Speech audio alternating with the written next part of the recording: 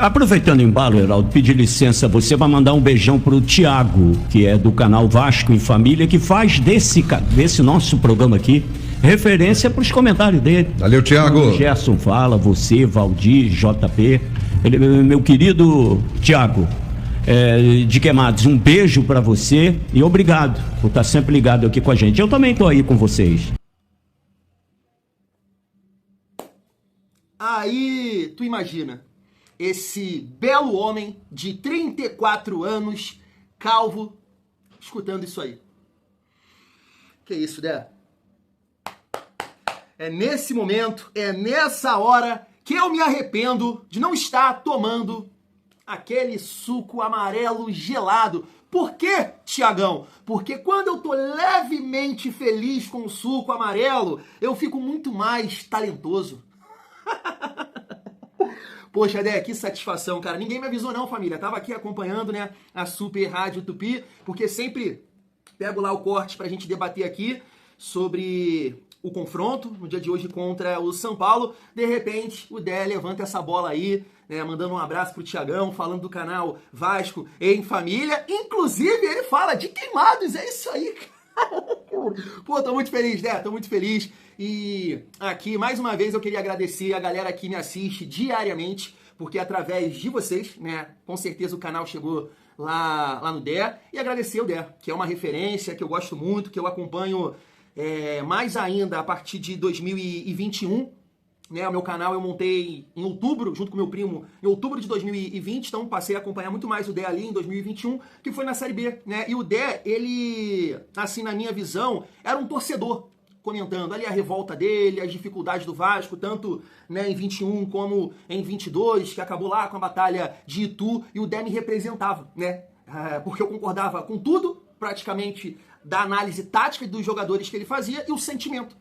Era o sentimento que ele passava ali de um vascaíno que estava sofrendo com aquele momento, e assim foi em 2023 e em 2024. Então tu imagina escutar isso de uma referência. Eu sempre falo aqui com vocês que ele é o melhor comentarista de Vasco. É ou não é? Então quando o Dé falou aí do canal do Tiagão, família do céu.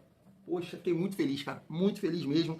Poxa, o canal realmente tá caminhando, cara. Tá caminhando. Dé, muito obrigado, tá? Obrigado a Super Rádio Tupi aí também. Obrigado, Dé.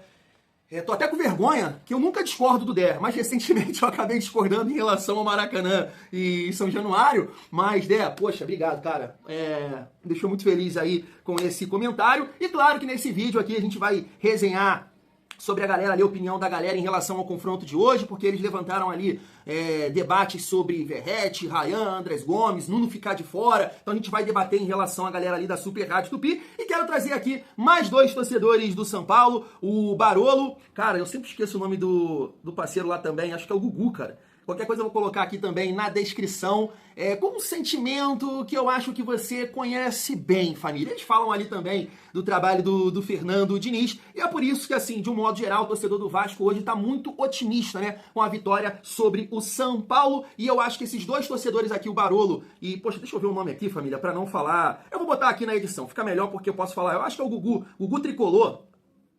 A resenha tá boa, além disso a gente vai aproveitar aqui todos esses cortes para falar do Coutinho, pré-lista da seleção, Ancelotti, tá de olho no gênio, né? Rayan também, o Milan tá ali, opa, que isso, tá jogando muita bola, eu quero ele aqui. Ah, meu Deus do céu, hein, Rayan? Então chega aí, família, mais um esquenta aqui para o confronto de logo mais contra o São Paulo. E mais uma vez, Dé, muito obrigado mesmo. Obrigado também, família vascaína. É o canal Vasco em Família de Queimados para o mundo. Pô, eu tava vendo aqui um amigo comentando, Tiagão, assisto todos os seus vídeos, moro no Canadá. Que isso, família. Então vamos lá, ó, fecha com a Golcase também, que é parceira aqui do canal. Inclusive, é o momento.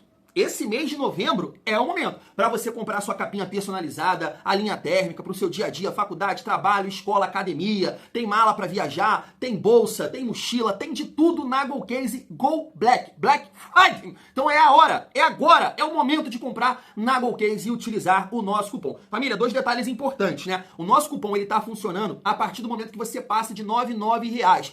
E R$200, você passando de R$200, você pode parcelar em 3 vezes sem juros. Então utiliza aí o nosso cupom Família Vasco, que vai estar dando uma moral para o Tiagão. Tô emocionado. Pô, que pena que eu não tô com suco amarelo aqui. Mas, família vascaína, vamos reagir aqui, os torcedores do São Paulo, e esse debate também de Aranha, Canhotinha, a galera tava lá na Super Rádio Tupi, falando um pouco desse momento do Vasco, provável time, né? O Vasco também buscando ali a vaga para a pré-Libertadores. Se liga só. Todos são paulinos revoltados, indignados, porque eu vou comentar. Sabe, nem um pouco preocupado com o jogo de amanhã, Vasco e São Paulo. Preocupado mais um vexame. 20, 30. E dá uma olhada aqui, ó. A vergonha aqui, ó. Dá pra ver aí? É os votos, né, jornalistas. Ninguém mais acredita no nosso tricolor querido. Por causa dessa gestão de merda, esses jogadores limitados, sem raça, sem vontade, sem nada. E o Vasco vem vindo bem, né? Por incrível que pareça, com o Diniz de treinador. Isso é futebol. Gente, a arbitragem do Wilton Pereira Sampaio, esse juiz horroroso, e no VAR o Wagner Hillway. Olha só, são 6 vagas para a próxima Libertadores e o Campeonato Brasileiro, e o G6 hoje tem o Fluminense no G6, que tem 47 pontos. Pode virar até G8, né, se definir, caso aconteça, a gente vai ver o campeão da Série A, campeão da Copa do Brasil, e o que vai acontecer? Muito provavelmente São Paulo e Vasco vão disputar essa vaga aí, muito provavelmente uma dessas vagas poderá estar em disputa entre Vasco e São Paulo. O Vasco está em 8º lugar, vem de 4 vitórias seguidas, 42 pontos em 30 jogos, 12 vitórias, 6 empates e 12 derrotas. Fez 49 gols, sofreu 41, tem 46%. O Diniz vai ter um reforço importante, o tal do Ryan, aquele jogador que é muito bom jogador, uma das revelações aí do campeonato, os nomes dos destaques do campeonato. Estava com edema na coxa, se recuperou, porque nos outros clubes o departamento médico recupera jogador, né? Aqui no São Paulo a gente não está acostumado. E amanhã, se perder, com certeza vai ter viúva do Diniz. Puta, eu não aguento mais, né? Sério. Eu não aguento mais. Não é a encheção de saco das viúvas do Diniz, é torcedor pensar que o problema tá nisso aí, entendeu? Que o problema tá nisso. Aí mesma coisa, se o Zubeldia ganhar amanhã do Fluminense, o Zubeldia não consegue perceber, alguns torcedores não conseguem perceber que o problema do São Paulo é muito maior do que simplesmente uma troca de treinador. Mas, e o São Paulo está em 9º lugar, uma posição atrás do Vasco, 41 pontos em 30 jogos. Olha a campanha do São Paulo, 11 vitórias, 8 empates e 11 derrotas, o mesmo número de empates e derrotas. Que vergonha. Fez 33 gols e sofreu 33, 45% de aproveitamento. O Mike e o Luciano estão suspensos, não jogam, e o Cedric também fraturou o dedo lá, também não joga. Não recupera ninguém, não tem... A gente já sabe, o único jogador que pode estar à disposição é o Tolói, que também jogou um jogo, acho que um jogo, só o Tolói jogou 2 jogos, já se machucou. O Vasco, que se ganhar hoje do São Paulo e na quarta-feira ganhar do Botafogo o Clássico, ele empata com o Botafogo em pontos no campeonato. E ele já tem 4 vitórias seguidas. 4, pode chegar a 5ª vitória seguida hoje, mas que é isso? Empata em pontos com o Botafogo, mas vai passar no desempate, que é o número de vitórias, Heraldo. Ou seja, se ele ganhar esses 2 jogos, ganhar hoje e ganhar do Botafogo, ele passa o Botafogo. Ele assume a 7ª colocação. Porque o Botafogo nos últimos 5 jogos só ganhou 1. Isso. Nos últimos 5 só ganhou 1. Então, a ascensão... Já colocamos o treneiro na marca do pênalti. E já estamos correndo para bater o pênalti. Em compensação, o Vasco está nessa ascensão meteórica, né? Parece um cometa que saiu disparado para cima, subindo no céu e já está chegando lá no bolo dos grandes, dos grandes que eu digo, do pelotão de elite do campeonato que vem se mantendo nas últimas rodadas. Te confesso, Heraldo, eu não esperava essa recuperação tamanha do Vasco. Quando nós falávamos aqui de uma recuperação do Vasco, a gente pensava em meio de tabela. Já estava bom demais. 10º lugar estava bom, né? Já estava bom demais. Desde que o treneiro... Gerson, ao chegar os reforços, que foram fundamentais, né, Heraldo? Os 2 zagueiros. Nossa, o Gomes lá e o Gomes lá na frente. Mas, também veio o menino do meio campo. Barros. Não, além do Barros, teve um outro jogador que veio, que é muito habilidoso, tem entrado no segundo tempo. Fala, Valdir. O menino do meio campo jogou no Flamengo. O Matheus França. O Matheus França, jogador também, que não está ainda despontando, mas sempre entra ali no final do jogo para segurar uma bola. Mas olha, vindo esses reforços que foram fundamentais, não se pode deixar de enaltecer como subiu de produção os outros jogadores. Foi uma parceria, Heraldo, todo mundo se juntou voltando para o mesmo lado, todos passaram a jogar muito bem. Agora, foi fundamental também por parte do técnico do Vasco se render às evidências. É claro que a gente aqui agora vamos deixar o negócio de Verrete do lado, porque isso aí é uma coisa fora do contexto. O Verratti é muito importante em determinados jogos, em outro ele vai ser substituído. É assim que é o futebol. Tirar o Verratti há 10 rodadas atrás parecia um absurdo. Sim. Hoje não é mais um absurdo. E é um absurdo se ele não jogar hoje. Em certos jogos. Certos jogos, Eu tenho quando a falar sério. O Fernando Diniz se rendeu também, as evidências. Não posso jogar da maneira que eu vinha jogando. Hoje não. Hoje o Vasco é um time mais pra frente. Tem um estoque de bola que qualquer time tem que ter. Hora que sai jogando de trás, bonito. Não, mas não é feio agora dar bico pra frente, não é? E vejo um Vasco com muita possibilidade, sim. Talvez Libertadores direto. Não digo que é impossível, mas é bastante difícil. Mas uma pré-Libertadores é muito possível, já está na alça de mira. Já está. Né? Então, vejo hoje, inclusive, não seria uma surpresa para mim se hoje, Ryan pelo lado direito, Verratti como centroavante. E se fosse o técnico do Vasco nesse jogo de hoje? Família, deu uma cortada aí na transmissão mesmo, mas o Dé estava pontuando o ataque com o Verratti, Andrés Gomes e Ryan, tá? Segurando o Nuno. E aí o JP vai, né, falar a teoria aqui, que é a questão da suspensão, porque o Nuno tá pendurado, né? Contra o São Paulo. Não vale botar o coração na frente. Eu não faria nada. Porque o time de São Paulo é muito ruim. Qualquer coisa que eu fizer é lucro. Não acredito no time de São Paulo. Tu acha que é essa molezinha pro Vasco já? Pelo que eu tenho visto no time de São Paulo, acho. E pelo que eu tenho visto do time do Vasco, eu concordo plenamente com tudo que você falou. Então, por essas razões todas, não acreditar no time de São Paulo e acreditar nesse novo time do Vasco. Mas tu concorda comigo nesse caso? O Nuno Moreira saindo, entrando o Verratti, o Ryan e o que você colocou aí. Eu acho que ele vai fazer isso, mas ele vai tirar o Andrés, o Gomes. Vai manter o Nuno. Também acho. Porque o cara é muito ensaboado, ele tem muita velocidade e é jogador de beirada. Até como arma de segundo tempo. Até porque o Nuno Moreira é um jogador que vem sido sobrecarregado. Ele tem prazo de validade, Heraldo, né, JP? Ele joga 20 minutos, ele tem que sair. Mais do que isso, eu acho que tem uma coisa que talvez não entre tanto na equação do treinador, mas o Nuno tá pendurado. E é um jogador muito importante para esse sistema do Vasco funcionar. Talvez segurar o Nuno pro jogo de hoje, pensando no confronto contra o Botafogo, até pelo seguinte, o Vasco daqui a 2 rodadas tem pendurados tomarem o cartão amarelo contra o Botafogo e se poupar. É isso. Aí, mais uma resenha boa que a gente vai fazer aqui agora no canal Vasco em Família, com a contribuição do Barolo, Gugu, Tricolor e a galera da Super Rádio Tupi. Mais uma vez, muito obrigado, Dé o Aranha. Mas assim, família, vendo os torcedores aí do São Paulo falarem sobre essa partida, claro que tem um peso ali da eliminação para a LDU e a maneira que o Palmeiras classificou agora em cima desse time. Então a galera tá bem para baixo, né, em relação ao jogo de hoje, o momento do time e o Vasco realmente num bom momento. Só que assim, claro que eu não quero passar aqui a mensagem, Thiago Marrentão, olha ele, não ganhou nada. Então... Não é isso, né? Mas eu acho que é um sentimento que o Tricolor tá passando ali, né, tá transparecendo, podemos colocar dessa forma. E esse sentimento o Vascaíno conhece muito bem, né? Quantas partidas, quantos jogos a gente entrou em campo sem perspectiva nenhuma, né? Nenhuma, assim, é só um milagre, acreditando no milagre, numa bola parada, sei lá, num gol de cabeça do Verratti e ficar se defendendo. Cara, e hoje não, né? Mais um comentário aqui no canal Vasco em Família me chamou a atenção, que foi essa questão do favoritismo, né? Não, eu não gosto disso, tira esse favoritismo aí do Vasco, tanto no Brasileiro quanto na Copa do Brasil, a gente não precisa disso. Só que isso, ô amigo vascaíno, quando um determinado time é considerado o favorito para um jogo, para conquistar uma competição, para passar para a próxima fase, é que o trabalho está sendo bem feito pela direção, comissão técnica e, claro, jogadores.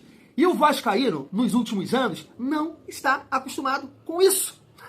É um cenário, principalmente para a galera da minha geração, que a gente fica, caraca, de que forma eu vou agir, eu vou ser marrento, eu vou ser confiante, eu vou ser pé no chão, porque de repente a qualquer momento vai dar merda, né? O Vasco vai voltar a fubazar, a jogar mal, e não é assim que a gente tem que pensar. A gente tem que viver o presente, a gente tem que viver o momento.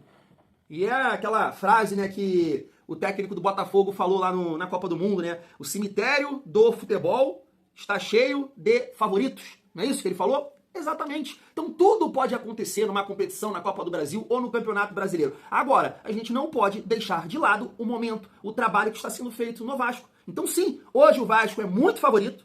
Hoje o Vasco é muito favorito. E contra o Fluminense, hoje, o futebol que vem apresentando, completo, os 11 titulares do Vasco, também é favorito para passar do Flu-C. Então a gente tem que exaltar isso. Exaltar isso. Ah, se acontecer de não conquistar a vaga para pré-Libertadores, ou isso ou aquilo, aí é outra parada. Não tem nada a ver de a gente aqui exaltar o bom momento do Vasco. Não tem nada a ver, porque dentro do campo tudo pode acontecer. Como hoje, o São Paulo está muito mal, até o Canhotinha falou aí, né? O time é fraco, mas tem o Lucas, né?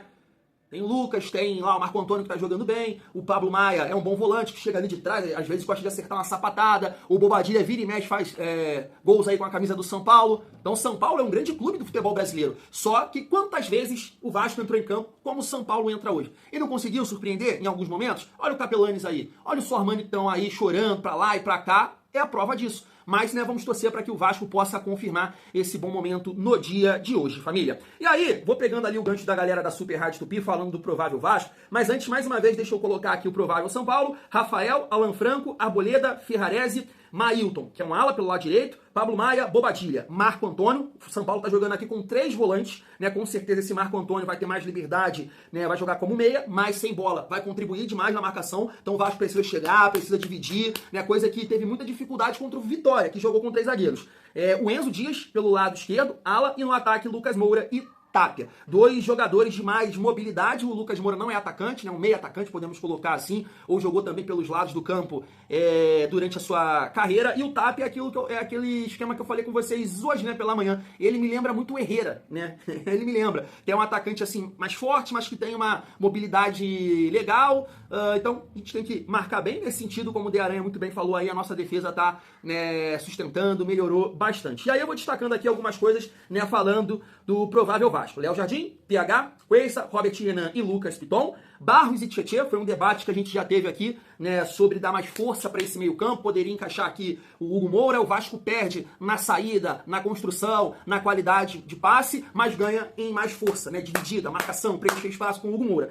E aí eu até destaquei aqui com vocês, né, um comentário lá da galera da antiga Transamérica, TMC, eu acho que é isso, meu amigo até me corrigiu, falando que, acho que é o Vegeta, sei lá como é que a galera chama ele, falando que o Tietê é água de salsicha, e não é.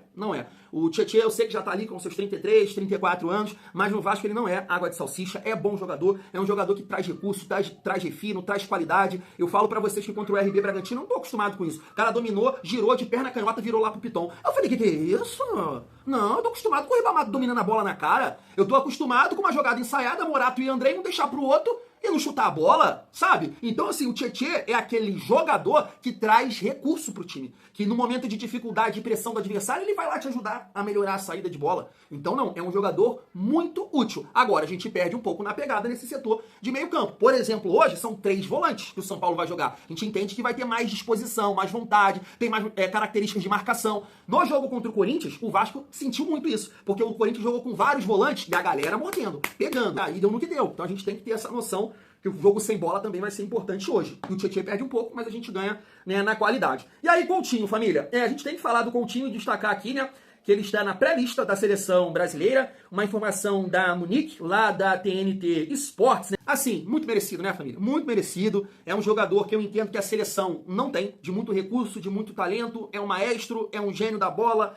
Fico imaginando o que ele pode impactar na seleção, tendo jogadores de mobilidade na frente, Vinícius Júnior, Rafinha, sei lá, Matheus Cunha, João Pedro. Cara, o Felipe Coutinho tem muito recurso, né, pra achar, pra pifar o jogo. Claro que é aquilo que eu falo com vocês em relação ao Vasco. Como é que vai ser o meio-campo com Casimiro, Felipe Coutinho, Bruno Guimarães, sabe? Fica um time sem pegada. Mas, de repente, figurar na seleção pra Copa do Mundo, família, eu acredito sim, porque é muito bom de bola. É muito bom de bola. E a camisa da seleção não pesa. Pelo menos não pesou, que ele foi o melhor, né, na Copa do Mundo que ele disputou. Bem legal, tô feliz também pelo Felipe Coutinho. E aí, família, vamos lá.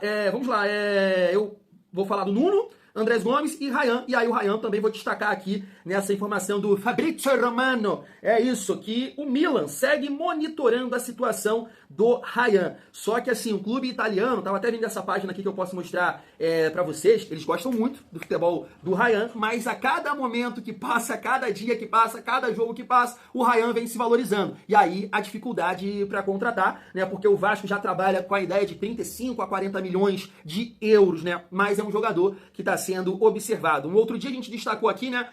Acho que foi o AS da Espanha, dizendo que metade da Europa é o Ryan, família vascaína, e vai decidir hoje. E aí, pra finalizar, nessa resenha que eles pontuaram ali sobre o Verratti jogar hoje, eu falo com vocês, né? Se tem um jogador hoje pra disputar ali a Verratti, é o Nuno.